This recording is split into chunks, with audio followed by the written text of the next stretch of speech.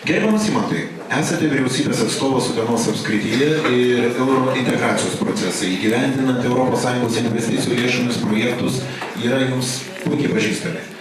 Galbūt atlikti tyrimai ar tiesiog paprasčiausiai išgirstat gyventojų nuomonės apie tai, kaip jie vertina pasikeitimus Utenos rajone ir gal jau kalbasi ir apie euro įvedimą. Gal yra tam tikrų išsakytų nuomonių ir baimių. Labą dieną visiems. Ačiū, kad pakvietėte dalyvauti šitoje diskusijoje. Kaip čia esu kažkada vietiniai spaudoje pavadintas biurokratinė kliūtim, tai kartais manęs ne visur nori matyti, bet šiandien labai malonu, kad esu čia ir galiu pasakyti savo nuomonę. Iš tikrųjų, savivaldybės įgyvendino labai daug projektų. Labai daug sprendimų tarybose yra susiję su tais projektais.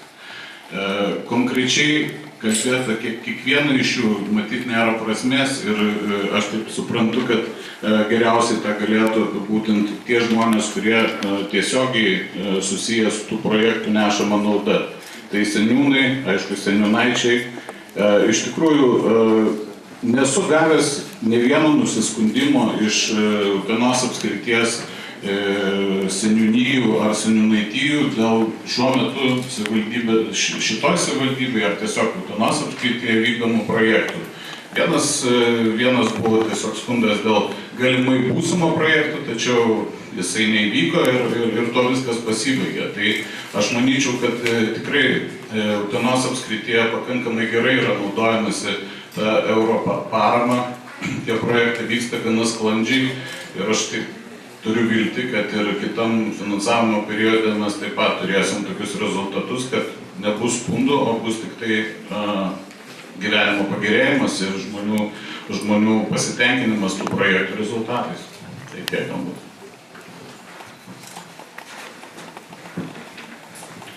Taip, noriu pasidėti, kad už Dano pečių slapstosi taip Vidmantas ponas.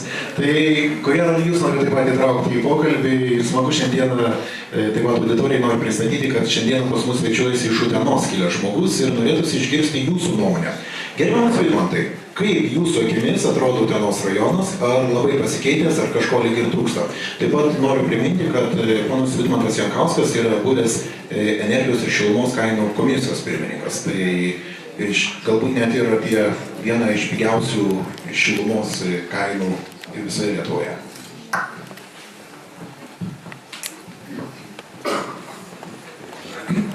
Labą dieną. Aš taip pat esu buvęs ir pirmos Utenos vidurinės mokyklos abiturientas.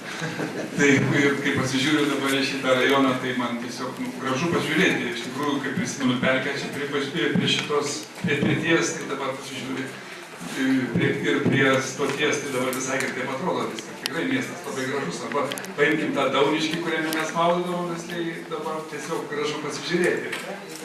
Apie tai net nėra ką kalbėti. Dabar gaila, aišku, kad mane pristato kaip buvęs, iš tikrųjų, rodo, kad jau žmogus kažkoks buvo tik tai. Bet... Patikėkit ministrų tai laikė. Bet aš... Taip, galiu pasakyti, kad dabar aktyviai dalyvauju taip pat ir Europos projektuose. Taip galiu tik tai pasakyti, kad tai, kad kas investuojama į infrastruktūrą, apie ką čia kalbėta buvo, kad čia yra iš tikrųjų dideli pinigai ir galbūt nesimato, kas vyksta. Tai pinigai yra iš tikrųjų patys didžiausi ir tik didžiausi reikalingi pinigai. Nes Europa yra įsikėlusi savo didžiausią uždavinį, kad mes turėtume bendrą energetikos rinką, kad mes galėtume laisvai prekiauti. Ir kaip dabar, kada verda diskusija, nežinau, jūsų čia dažnai ateina, nes netoli Ignalina, ar statysim naują, nestatysim naują atominę. Tai aš paprastai būnu toj blogoj pusėje galbūt, kad tikrai nereikia statyti, jeigu mes turim gerą infrastruktūrą, jeigu mes galim garantuoti, kad iš visur galim gauti energiją. Jeigu mes galim turėti taip pat ir su Skandinavija, ir su Lenkija, ir kodėl mes turime brangiausiai, tarp kitko, ką norėjau pasakyti šitoj vietoje. Kol kas mes mūsų pramonė daugiausiai moka visam regione už elektrą ir už dujas. Bet šitoje vietoje, kaip tik, aišku, turiu būtinai pasakyti, kad Utena parodė ypatingai gerą iniciatyvą ir jos direktorius Gintaras Dižauskas, kuris čia yra, iš tikrųjų išvedė Uteną į pačias pirmaujančias gretas Lietuvoje pagal mažiausią šilumos kainą.